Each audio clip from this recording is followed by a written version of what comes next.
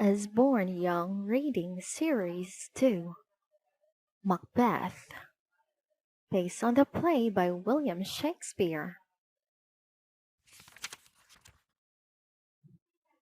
Characters in the story: Macbeth, Lady Macbeth; Banquo, Macduff, Ross; Duncan, King of Scotland; Malcolm, Three Witches. Chapter 1: Victory and Defeat. In Dunsinane Castle, King Duncan of Scotland was waiting for news. His soldiers were fighting a rebel army nearby. If they lost, he tried not to think about it. The doors to the throne room crashed open, and Duncan's son staggered in, supporting a wounded warrior. "Father," Prince Malcolm panted, "this man has just come from the battlefield." "What news?" asked the king nervously. "Victory, sire," the warrior gasped. "Thanks to your general, Macbeth. He killed the rebel leader." King Duncan sighed with relief. "Find the man a doctor," he ordered, as Malcolm helped the warrior out of the room. Then Duncan called for his trusted adviser, Lord Ross. "Go to Macbeth," he said, "and tell him I shall reward him for his bravery. From now on, Macbeth shall be Lord of Cawdor." Chapter 2: The Witches. Meanwhile, Macbeth and his friend Banquo were riding home from the battlefield. All at once, a mist sprang up, swirling around them, and the sky grew dark. Macbeth pulled up his horse with a yell of fright. In front of them, three figures loomed out of the mist. They were old, ugly hags, all dressed in black cloaks. "Hail! Hail! Hail!" "Who are you?" cried Macbeth. He tried to sound brave, but inside he was terrified. "Hail, Macbeth, Lord of Cawdor, and future King of Scotland!" the hags cackled. "Wait, what do you mean?" demanded Banquo. "Who says Macbeth is the Lord of Cawdor?" But the figures had vanished. Macbeth's eyes grew wide. "Were they witches?" he whispered. Before Banquo could reply, a horseman rode out of the mist. It was Lord Ross. "Macbeth," he called, "I bring great news. King Duncan has made you Lord of Cawdor." Banquo was amazed. So they were right after all, he thought. He turned to look at his friend, but Macbeth was gazing into the distance, lost in thought. Chapter 3: Murderous Plans. In the tallest tower of Inverness Castle, Lady Macbeth was reading a letter from her husband. "Well, well, three witches said you'd be king," she murmured. "But are you brave enough to make our dreams come true?" As she pondered, the door opened and Macbeth came in. "Welcome home!" He threw his sword and helmet on the bed and hugged his wife. She stepped back and looked into his eyes. "My husband," she said, "if you're to be King of Scotland, only one man stands in your way, and that's Duncan. You know what we have to do." Macbeth shut his eyes. Ever since meeting the witches, he had been haunted by thoughts of killing Duncan. He wanted to be king, just as they had promised. But the thought of murder filled him with dread. "No!" he said, turning away. "I can't kill him. I won't do it." "You coward!" spat Lady Macbeth. "This is your chance to be king. Everyone knows you deserve it. What's more, Duncan is coming to visit this very night." Macbeth thought again. He couldn't do it. Could he? The thought of a glittering crown filled his heart with excitement and greed. Chapter 4. Death in the Night. The great hall of Inverness Castle rang with music and laughter. At the end of the table, King Duncan chatted with Lady Macbeth. Meanwhile, Macbeth stood alone in the moonlit courtyard. His mind was made up. Duncan would die.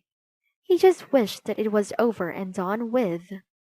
Slowly, he walked back to the great hall, praying that the hours would pass more quickly. At long last, Duncan and his lords went to bed, and the servants put out the torches. Silence filled the dark castle. Macbeth took a deep breath and wiped his brow. It was time. But as he approached the steps to Duncan's room, he stopped dead. Was his mind playing tricks? In the darkness, he could see a dagger dripping with blood. Can it be real? He shook his head. Nothing there. Clutching his own dagger, Macbeth climbed the steps. The next morning, the castle woke to a terrible howl from Duncan's room. "Murder! Murder!" Everyone jumped out of bed and rushed to see what was happening. "Oh, horror!" They soon found King Duncan dead. "Who did this?" thundered Macbeth. No one had an answer. Only Macbeth knew the truth, and he kept it to himself. In silence, the lords stared at their dead king. Chapter 5. To Kill a Friend. A week had passed. Macbeth sat alone in the great throne room at Dunsinane Castle, thinking. After Duncan's murder, Prince Malcolm had gone missing, and the lords had crowned Macbeth instead. He was king. Now he had everything he wanted, but he wasn't happy. He was thinking of Banquo. Banquo knew about the witches. What if he guessed who killed Duncan? There was only one solution. Banquo would have to die, too. Macbeth rang for a servant. "You sent for me, my lord." "Listen closely," Macbeth told him. "Tonight I am holding a feast for all my lords. Find Banquo and make sure that he never arrives." The servant bowed and left. Alone again, Macbeth thought of his best friend, Banquo, who would soon be dead. A sick feeling swept over him, made up of fear, sadness, and terrible, terrible guilt. His life was turning into a nightmare. That night, two horsemen trotted through a gloomy forest on their way to the feast. It was Banquo and his son, Flames. Flames shivered and pulled his cloak tighter around his shoulders. "Looks like rain," grumbled Banquo. "Let it pour," said a voice from the bushes. Before Banquo could react, he was on the ground, with someone's knee on his chest. Men stood all around, their daggers gleaming in the dark. "Catch his son! Run!" Banquo howled at Fleance. The terrified boy turned his horse and sped off as fast as he could. Banquo reached for his sword, but it was too far away. There was nothing he could do. He closed his eyes as the daggers came closer. Chapter 6. The Haunting. Macbeth's feast was nearly over when something terrible happened. He looked around at the happy guests and smiled. Then he froze. There at the end of the table was Banquo. Macbeth stumbled to his feet and cried out in fear. At once, everyone stopped talking. "What's wrong, my dearest?" asked Lady Macbeth. "You should be dead," croaked Macbeth, pointing at Banquo. The lords couldn't see Banquo, just an empty place. Banquo's face was deathly white, and his clothes were stained with blood. He glared at Macbeth, saying nothing. "A ghost!" stammered Macbeth. "It wasn't me! I didn't kill you!" But the ghost had gone. Murmurs ran around the table. "Get out!" shouted Macbeth. "All of you! Leave me alone!" The puzzled lords stood and hurried out, casting worried glances at their king. In minutes, only Macbeth and his wife were left. He turned to her and saw that her eyes were filling with tears. "Can we ever forget what we've done?" she wept. Macbeth took her hand and tried to comfort her, but she wouldn't look at him. Murder was driving them apart. Chapter 7. 3 Prophecies. The wind howled across the moor, and rain fell in thick sheets. "I need to speak to you, witches!" called Macbeth. "Where are you?" At once they appeared. "Here, here, here!" "What's to become of me?" Macbeth demanded. "Fear Macduff, the Lord of Fife!" cried one. "Fear nothing," said the second, "until Birnam Wood comes to Dunsinane Castle." Macbeth sighed with relief. "That can never happen," he smiled. "I'm safe." "Fear no man," said a third witch. "That was born of a woman." "Then I really have nothing to fear," said Macbeth, laughing. "Every man was born of a woman, even Macduff." The witches gave no reply. They faded into the rain and were gone. "My lord?" Macbeth turned to see a messenger waiting patiently with his horse. "Yes?" he asked. "Lord Macduff has found Prince Malcolm in England," said the messenger. "He hopes to bring him back and make him king." Macbeth went pale. "So be it!" he raged. "Macduff will pay for his treachery. Order my men to enter his castle and kill his wife and children." Chapter 8. The Tide Turns. In England, Prince Malcolm sat with Lord Macduff beside a stream. It was a beautiful day. Birds flew overhead and the sun shone. "It's time for you to come back to Scotland," said Macduff gravely. "You should be king. It was Macbeth who killed your father." I'm sure of it. Malcolm said nothing. He was deep in thought.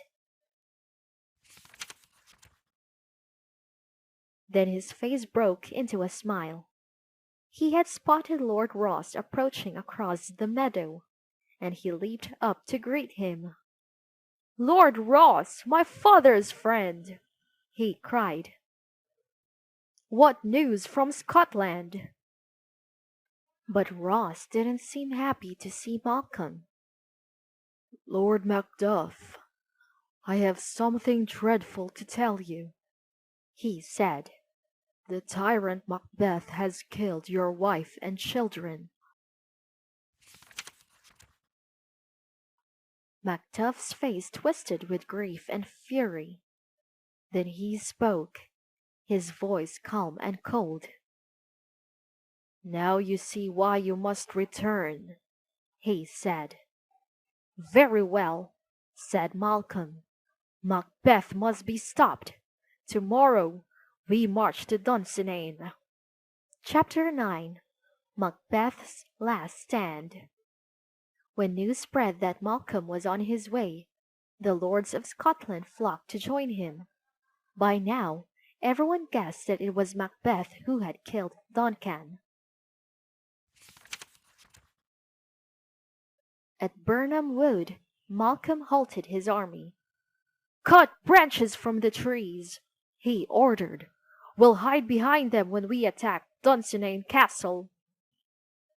As the army advanced, hidden behind their shield of leaves, it seemed as if the great forest itself was moving. From the battlements, Macbeth watched in panic. Just as the witches had promised, Birnam Wood was coming to Dunsinane.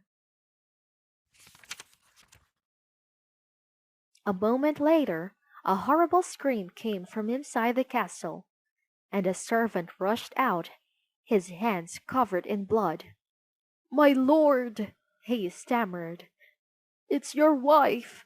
She's killed herself." Macbeth went white. He understood at once. Guilt had driven his wife to this. He felt lonely and numb with fear. But there was no time to grieve. "Bring me my sword!" he roared. "I don't care if Birnam Wood has come to Dunsinane. No man can kill me. Open the gates!" The battle was fierce, but within minutes Malcolm's soldiers had taken the castle. Everywhere men lay dying. Macduff crept down a corridor, hunting for Macbeth. "Macduff!" Macduff spun and saw Macbeth, his eyes blazing and his sword dripping with blood. "You can't kill me," sneered Macbeth. "No one born of a woman can hurt me." "Then prepare to die, you murderer," said Macduff grimly. "For I was never born. I was cut from my mother's dead body." Macbeth threw back his head and laughed. "So the witches tricked me," he snarled. "Very well. At least I'll die fighting."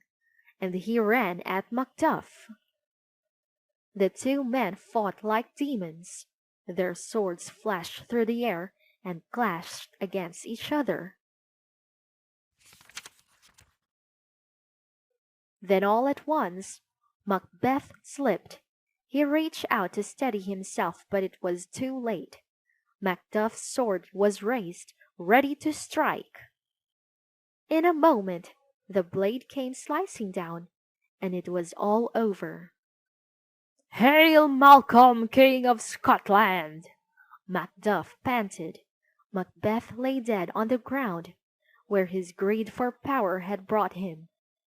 His bloody deeds had led to the bloodiest of ends.